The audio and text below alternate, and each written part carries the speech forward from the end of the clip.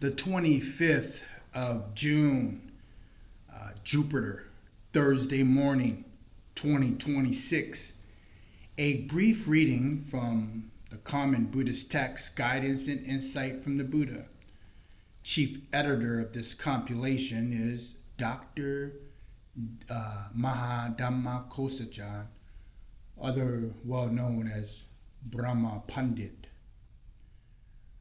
We are in chapter 9 from the perspective of the Mahayana tradition. We previously covered the Theravada tradition, and moving forward, we'll also cover the Vajrayana tradition. We're on chapter 9 on wisdom, on the radical interrelationship of all. The interpenetration of all. So, side note, remember that a bodhisattva is a person on the path of the perfection of their paramis.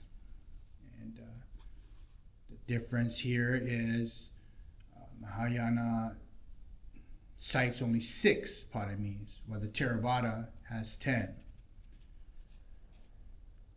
These passages tell us the climax of the spiritual journey of Sutana, where he comes to the bodhisattva Maitreya, who shows him the huge tower of the Buddha Vairochana, the resplendent one. This is described as the abode of all perfection bodhisattvas, meaning that it represents the universe as seen by wisdom and compassion. Sutana enters the tower, where he finds a wondrous world, as vast as space, containing countless worlds and Buddhas. This illustrates the idea of deep interpenetration of all aspects of reality, due to their deep interdependence and their all being mutable forms of the underlying reality that is empty of any fixed nature. The Bodhisattva Maitreya then approached the door of the tower, named Garbha, which was decorated with images of the majestic sun. He snapped his fingers, and the door immediately opened, allowing Sutana to enter.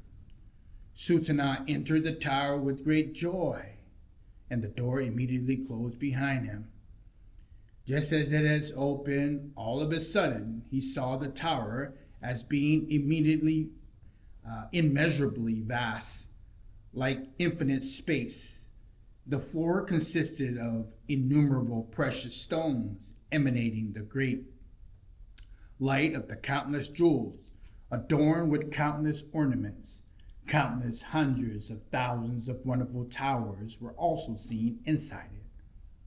He could see that each of them was the same as the first one, as vast and majestic as space. They neither blended into another nor obstructed each other. When he stood in a particular place, Sutana could see all other places, and he could see all of the other places were the same as the place where he stood. At that same time, Sutana himself was visible in all of the towers which has manifested inside the Garbha tower, decorated with images of the sun. Each tower could be seen to be extremely vast and decorated with unrivaled beauty. In each of them, 3,000 great thousand-world system could be seen, each comprising of 1,000,000 individual worlds with 4 continents and 1,000,000 Tusita heavens. The Bodhisattva Maitreya could be seen being born in every single one of these worlds, as could the events of his life as a Buddha. Sutana then saw himself appearing before all these Tathagatas, part of those assembled himself, serving the Buddhas in every possible way. His memories were not lost. There was no obstacle to his understanding. Moreover, he heard musical instruments playing inside all the towers. He heard all the small bells in the net of the jewels, all emanating the indescribable, subtle, wonderful sound of the Dharma. Then the Bodhisattva Maitreya entered the tower by means of his supernormal powers and snapped his fingers to rouse Sutana. He said to him, "Son of a good family, wake up." This is the nature of all phenomenon. These are the characteristics of all phenomenon, which bodhisattvas understand as arising from causes and conditions. They are like an hallucination, a dream, a shadow, or a reflection. This passage can be cited from the Gantha Yuka Sutra, Taso, Volume 10, Text 279, page 434. Also, Volume 9, Text 278, page 780. Also in Volume 10, Text 293, page 831. This is the dwelling of those who dwell where one eon enters into all eons, and where all eons enter into one eon, of those who dwell where one phenomenon enters in all phenomenon, and where all phenomenon enters in one phenomenon without resistance, of those who manifest themselves in all world systems without moving a hair's breadth, of those who act without attachment, who've moved through the realm of the Dharma free from birth, like the wind moving through the air. In a single atom they see without obstruction, and heaving ocean of many worlds, living beings and eons, there are atoms in the universe. Drawing here, they see the sameness of living beings and the sameness of the Buddha amidst phenomenon. This passage is cited from the Gantha Yuka Sutra, Chapter 54, Maitreya, translated from Sanskrit. Indra's net. The first Indra is also Sakha. The first passage contains a brief reference to the jewel of the net of the god Indra. In the second passage, his image is taken up and expanded on by the first patriarch. And to illustrate the deep interrelationship of everything, in this, any item of existence is a reflection of every other one, as they are of it. It contains them all and makes them possible, and the totality of existence could be a different totality without it. Not just a lack in it, but in lacking its effect.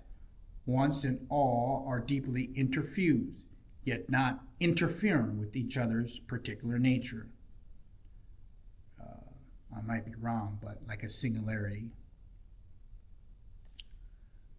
Some lands in which the entire realm of the Dharma is manifest are clear, pure, immaculate, like pictures, like magical illusions, vast, immeasurable, distinct from one another, like the jewels in Indra's net. Others manifest as treasuries full of precious things established in space. This passage is cited in the Mahavajapula Buddha Avamtamsaka Sutra, Taso, Volume 10, Text 279, Chapter 4, page 365. Now, then, the jewel net of Sakha, the king of the gods, is also known as Indra's net. This royal net is entirely made of jewels, and because the jewels are bright and clear, they reflect the image of other jewels.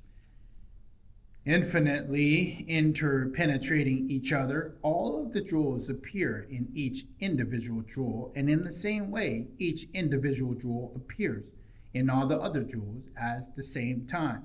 None of them come into the view or disappear from view.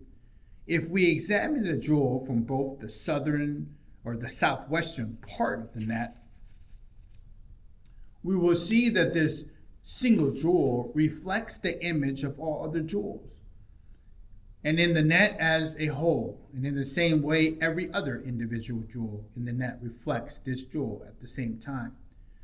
Every individual jewel in the net reflects all the other jewels in the net at the same time.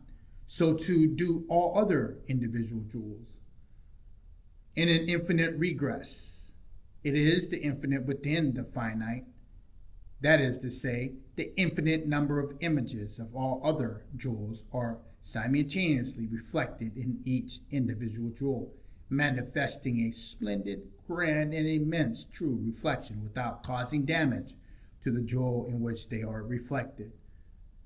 If someone were to sit in one jewel, then he would be sitting in all other jewels in the 10 directions at the same time. Why is this? It is because all the jewels exist in each individual jewel. In one individual jewel that reflects all others, another jewel exists, and the other jewel also reflects all others. In this way, all the other jewels exist in each individual jewel. Think of it in this way. Although someone who is sitting in one individual jewel enters all other jewels, he never leaves the jewel he is in. In the same way, all the other jewels enter the jewel he is sitting in. So he does not have to leave that one jewel he is sitting in order to enter all of the others. Now, question. You state that although someone who is sitting in one individual jewel enters all other jewels, he never leaves the jewel he is in. If he never leaves his jewel to enter any others, though, how can he enter all the other jewels? Answer. It is precisely because he does not leave the jewel he is in that he can enter all the others.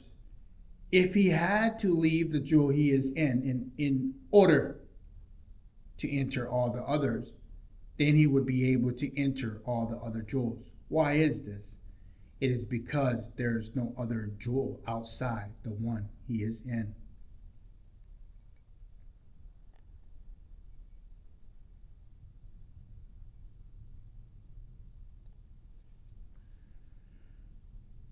Question.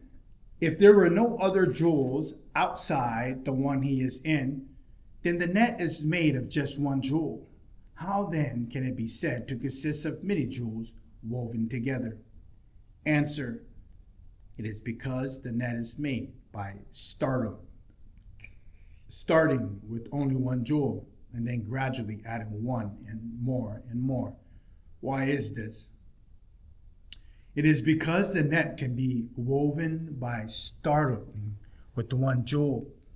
If this jewel is discarded, the net cannot be woven. Question.